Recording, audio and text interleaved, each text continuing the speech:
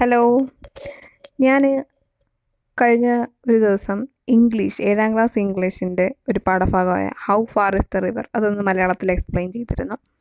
അപ്പോൾ ആ വീഡിയോയിൽ കുറേ കമൻസ് വന്നു, അതിൽ സൗണ്ട് കുറവാണെന്ന് പറഞ്ഞിട്ട്. അപ്പം ഞാനിത് 2ാം ഭാഗം ചെയ്യാൻ വന്നതാണ്.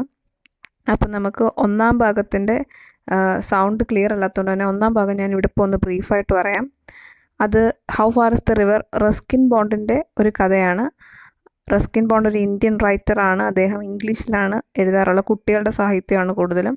അദ്ദേഹം കുറേ ഷോർട്ട് സ്റ്റോറീസും നോവലും പോയംസും ഒക്കെ എഴുതിയിട്ടുണ്ട്. ഈ കഥയിൽ ഒരു ആൺകുട്ടിയാണുള്ളത്. അവൻ്റെ വീട്ടിൽ ഒറ്റയ്ക്കായിരുന്ന സമയത്ത്, വീട്ടിൽ പേരൻസ് റിലേറ്റീവ്സിനെ വിസിറ്റ് ചെയ്യാൻ പോയപ്പോൾ അവൻ ഒറ്റയ്ക്കായിരുന്നു. അപ്പോൾ അവന് അവിടെ ഒരു റിവറുണ്ട്. അവൻ കണ്ടിട്ടില്ല, പക്ഷെ ഗ്രാമവാസികളിൽ നിന്ന് കേട്ടറിഞ്ഞ ഒരു റിവറാണ്. ആ നദി കാണാനായിട്ട് അവൻ പോകാൻ ഇങ്ങനെ ശ്രമിക്കുക. അവിടെയാണ് നമ്മൾ പറഞ്ഞു നിർത്തിയത്. ആ നദിയെപ്പറ്റി അവന് ഗ്രാമവാസികൾ ആ നദിയിലെ മത്സ്യങ്ങളെയും അതിലെ കല്ലുകളെയും പറ്റി പറഞ്ഞുള്ള ഒരു കേട്ടറിവ് മാത്രമേ ഉള്ളൂ. അപ്പോൾ അവനത് കാണണം എന്നുള്ളൊരു വലിയ ആഗ്രഹം ഉണ്ടായിരുന്നു. അത് കാണാനുള്ള തടസ്സം എന്ന് വെച്ചാൽ അവൻ്റെയും നദിയുടെ ഇടയ്ക്കായിട്ട് വലിയൊരു തിക്ലി ഫോറസ്റ്റഡ് മൗണ്ടെയിൻ, അതായത് നന്നായിട്ട് കാട് പിടിച്ചൊരു മലയുണ്ടായിരുന്നു. വലിയ മലയായിരുന്നു. ഇവനൊരു കൊച്ചുകുട്ടിയായിരുന്നു. അതുകൊണ്ട് തന്നെ അവന് ആ പുഴ കാണാൻ അല്ലെങ്കിൽ നദി കാണാൻ സാധിച്ചിരുന്നില്ല. നദി വളരെ ചെറുതുമായിരുന്നു. അപ്പോൾ വീട്ടിലാരും ഇല്ലാത്ത അവസരത്തിൽ ഈ കുട്ടി അവിടേക്കൊരു യാത്ര പോകാൻ തീരുമാനിക്കുന്നു. അവൻ വീട്ടിലുള്ള ഒരു ലോഫ് ബ്രെഡൊക്കെ കയ്യിലെടുത്തു. പിന്നെ പോകുന്ന വഴിക്ക് പഴങ്ങളൊക്കെ കഴിക്കാമെന്നുള്ള തീരുമാനമെടുത്ത്. അതുപോലെ വീട്ടുകാർ വൈകിട്ടേ വരുള്ളൂ എന്ന് അവനറിയാം. അതുകൊണ്ട് തന്നെ ഇരുട്ടാവുന്നതിന് മുമ്പ് തിരിച്ചെത്തിയ വീട്ടുകാർ ഒരിക്കലും അറിയത്തില്ല അവൻ അങ്ങനെ ഒരു കാട്ടിലേക്ക് പോയി എന്നുള്ളതിനെ പറ്റി അറിയില്ല എന്നുള്ളത് കൊണ്ടും, അതുപോലെ തന്നെ ആ കുട്ടിക്ക് പ്രകൃതി സൗന്ദര്യം ആസ്വദിക്കണം എന്നുള്ളൊരു ഇതുകൊണ്ടും അവൻ ഒരു യാത്രയ്ക്ക് തീരുമാനിക്കുകയാണ്. അപ്പോൾ ബാക്കി ഭാഗത്ത് എന്താ നടക്കുന്നതെന്ന് നമുക്ക് നോക്കാം. He went into the house and wrapped the loaf in a newspaper. അവൻ വീടിനുള്ളിലേക്ക് പോയി. എന്നിട്ട് എന്താണ് പൊതിഞ്ഞ് റാപ്പ് ചെയ്തെടുത്തത്?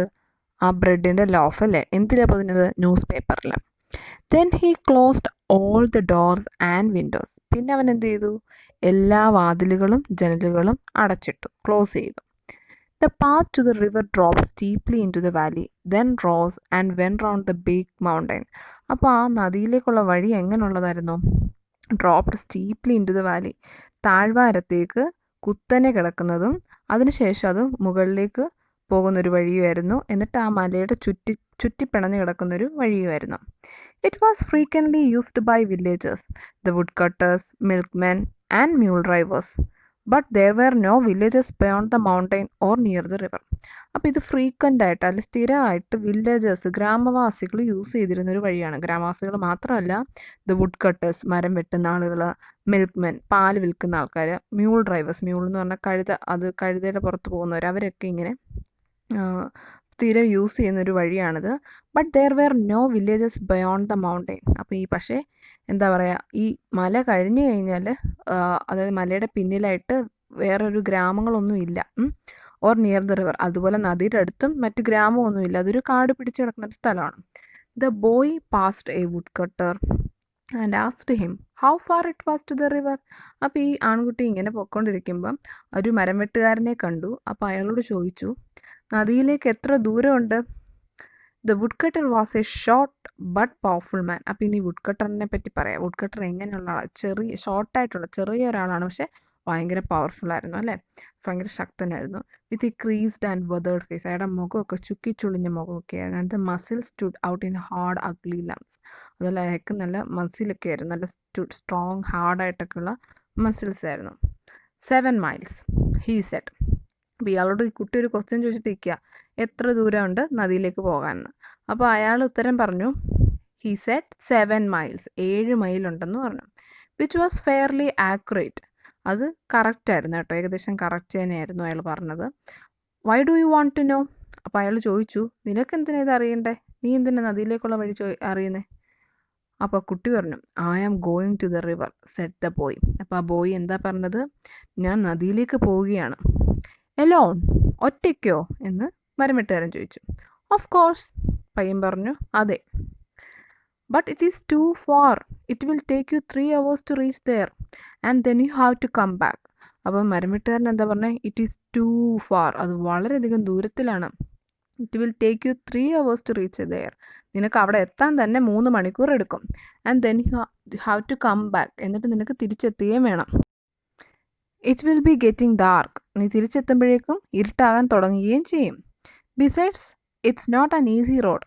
അത് മാത്രമല്ല, നീ പോകുന്ന വഴി അത്ര എളുപ്പ വഴിയുമല്ല. But I am a good walker said the boy. ആ ആൺകുട്ടി എന്ന് പറഞ്ഞു, പക്ഷെ ഞാൻ നന്നായിട്ട് നടക്കാൻ എനിക്കറിയാം, അപ്പോൾ എനിക്കതൊന്നും ഒരു കുഴപ്പമില്ലെന്നുള്ള രീതിയിൽ അവൻ പറഞ്ഞു. Though he had never walked farther than the mile from his house to his school. പക്ഷെ അവൻ എന്താണ്, ഇതുവരെ അവൻ്റെ വീട്ടിൽ നിന്ന് സ്കൂള് വരെ പോകുന്ന ആ ഒരു ദൂരെ അവൻ ഇതുവരെ നടന്നിട്ടുള്ളൂ. അപ്പോൾ അവന് രണ്ടും കൽപ്പിച്ചങ്ങ് പറഞ്ഞു, എനിക്ക് നന്നായിട്ട് നടക്കാനൊക്കെ അറിയാം, ഞാൻ നല്ലൊരു ഗുഡ് വാക്കറാണ്. The path was steep and the boy had to run most of the time. അപ്പോൾ വഴി ഭയങ്കര കുത്തനെയുള്ള വഴിയായിരുന്നു, അപ്പോൾ അവന് കൂടുതൽ സമയം ഓടേണ്ടി വന്നു. It was a dizzy winding path and he slipped once or twice. അതൊരു ചുറ്റി വളഞ്ഞ് പുളഞ്ഞ് കിടക്കുന്നൊരു വഴിയായിരുന്നു. അതുപോലെ തന്നെ അവൻ ഒന്നോ രണ്ടോ വട്ടം once or twice he slipped, അവൻ തെന്നുകയും ചെയ്തു. The hill was covered with lush green ferns. The trees were wound in creepers. അപ്പം അവൻ്റെ വീട്ടിൻ്റെ ഫ്രണ്ടിലൊരു കുന്നിൽ നിന്നാണ് താഴോട്ടുള്ള വാലി അല്ലേ, അത് നമ്മൾ നേരത്തെ പറഞ്ഞിരുന്നു. അവൻ്റെ വീടിൻ്റെ ഫ്രണ്ടിൽ ഒരു കുന്നുണ്ട്, ഓപ്പോസിറ്റ് ദ മൗണ്ടൻ എന്നൊക്കെ പറഞ്ഞിട്ട്. അപ്പോൾ ആ കുന്നിന് അവിടെയുള്ള എന്താ പറയുക, അതെങ്ങനെയായിരുന്നു കവർ ചെയ്തിരുന്നത്? കുന്നിൽ ലഷ് ഗ്രീൻ ഫേൺസ് ഉണ്ടായിരുന്നു, നല്ല പച്ച പിടിച്ച ചെടികളൊക്കെ ഉണ്ടായിരുന്നു. അവിടെയുള്ള മരങ്ങളൊക്കെയോ ക്രീപ്പേഴ്സ് വന്ന് അതിന് ചുറ്റി പിടിച്ചിട്ടുണ്ടായിരുന്നു അല്ലേ.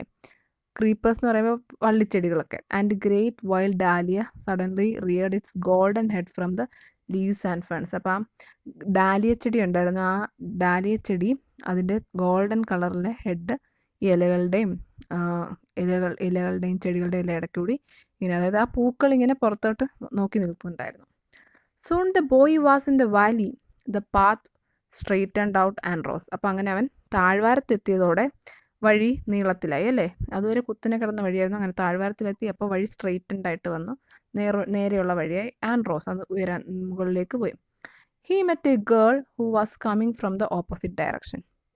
അവൻ്റെ എതിർവശത്തുനിന്ന് വരുന്ന ഒരു പെൺകുട്ടിയെ അവൻ കണ്ടുമുട്ടി. She held A long curved knife with which she had been cutting grass.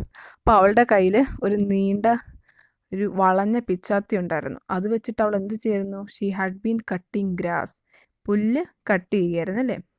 അപ്പോൾ കർവ്ഡ് നൈഫ് എന്ന് പറയുമ്പോൾ നമ്മുടെ കൊങ്കിരുമ്പ് പോലത്തെ ഇരുമ്പുകളായിരിക്കും, അരിവാൾ പോലത്തെ.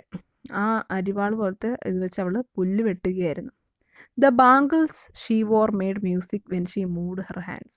അപ്പോൾ അവളുടെ കയ്യിലെ വളകൾ, അവൾ കൈ ഇങ്ങനെ അനക്കിയപ്പോൾ എന്താണ് മ്യൂസിക് ഉണ്ടാക്കി എന്നാണ് പറയുന്നത്. മ്യൂസിക് എന്ന് പറഞ്ഞാൽ ഒരു പാട്ട് പോലെ തോന്നി. And it was though the hand spoke a language of their own. അതായത് അവളുടെ കൈ ആ വളകളുടേതായ ഒരു ലാംഗ്വേജ് സംസാരിച്ചുകൊണ്ടിരുന്നു. How far is it to the river asked the boy. നദിയിലേക്ക് എത്ര ദൂരമുണ്ട്? ആ കുട്ടി അവളോട് ചോദിച്ചു. The girl had obviously never been to river. പക്ഷേ ആ പെൺകുട്ടി ഒരിക്കലും ആ നദിയിലേക്ക് പോയിട്ടുണ്ടായിരുന്നില്ല. Or she may have been thinking of another one. അവൾ വേറെന്തോ, അല്ലെങ്കിൽ അവൾ പോയിട്ടുണ്ടായിരുന്നില്ല, അല്ലെങ്കിൽ പിന്നെ അവൾ ചിന്തിച്ചത് വേറെ ഏതെങ്കിലും നദിയെ പറ്റിയിരിക്കും. കാരണം because she said 20 miles without any hesitation. ഒന്ന് ചിന്തിക്കുക പോലും ചെയ്യാതെ, ഒരു ഇതുമില്ലാതെ അവൾ പറഞ്ഞു 20 miles, 20 മൈൽ. ഇന്നത്തേക്ക് നമ്മൾ ഇത്രയും ഭാഗമാണ് വായിക്കുന്നത്, ബാക്കി ഭാഗം നാളെ അപ്ലോഡ് ചെയ്യാം. അപ്പോൾ നിങ്ങളും നിങ്ങളുടെ പുസ്തകം എടുത്ത് ഇത്രയും ഭാഗം വായിച്ച് നോക്കുക. നിങ്ങൾക്ക് ഇഷ്ടപ്പെട്ടെങ്കിൽ ലൈക്ക് ചെയ്യുക.